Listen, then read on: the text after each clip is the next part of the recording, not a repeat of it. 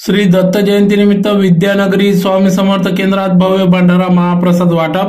धुळे देवपूर परिसरातील विद्यानगरी येथील श्री स्वामी समर्थ केंद्र येथे आज दिनांक 16 डिसेंबर 2024 रोजी 12 वाजता आरती करण्यात आली। तदनंतर भंडारा महाप्रसाद वाटप करण्यात आला।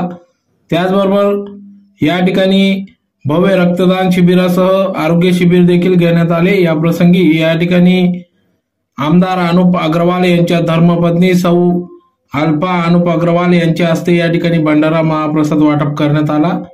यावेळी या ठिकाणी रक्तदान शिबिरासह आरोग्य शिबिर घेण्यात आले, तर मोठ्या संख्येने भाविकांनी या रक्तदान आरोग्य शिबिरात देखील सहभाग नोंदविला व भंडाऱ्याचा लाभ घेतला।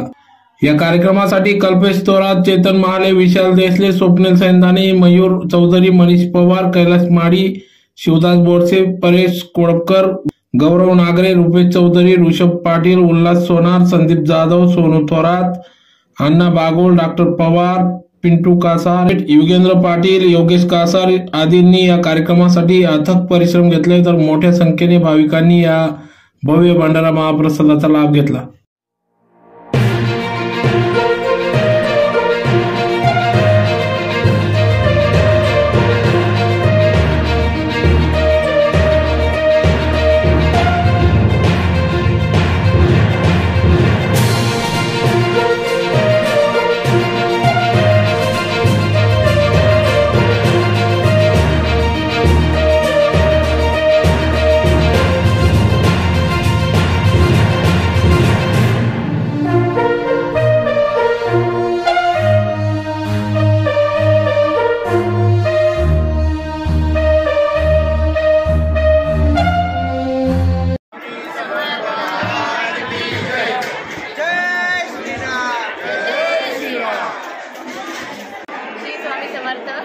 सर्वांना दत्त जयंतीनिमित्त हार्दिक अभिनंदन।